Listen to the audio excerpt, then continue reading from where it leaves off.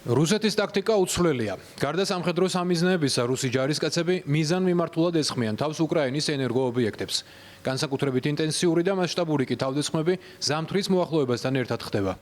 ვინაიდან გაზის ინფრასტრუქტურას არანაირი კავშირი არ აქვს სამხედრო საჭიროებებთან, გაზის წარმოების, შენახვის ობიექტებისა და განაწილების სისტემების განადგურებას მხოლოდ ერთი მიზანი აქვს: მანიაკალური ტერორისტული თავდასხმები, რათა უკრაინელები ამ ზამთარს გათბობის, გაზისა და ელექტროენერგიის გარეშე დარჩნენ.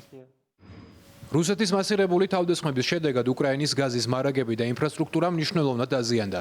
სტაბილური გაზმომარაგებისთვის ქვეყანა იძულებულია მარაგები იმპორტის გზით შეავსოს.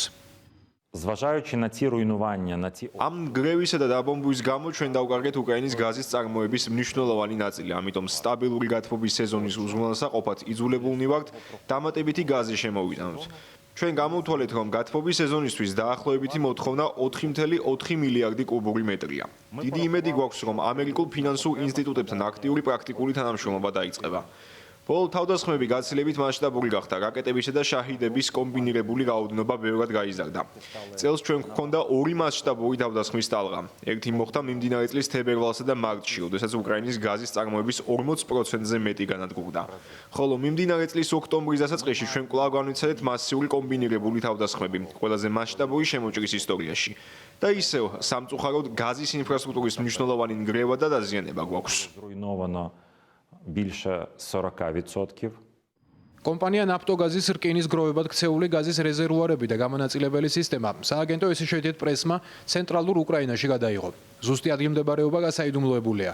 კომპანიის წარმომადგენლების თქმით, რომ არა თავდასხმები უკრაინა გაზზე მოთხოვნას საკუთარი წარმოებითაც დააკმაყოფილებდა.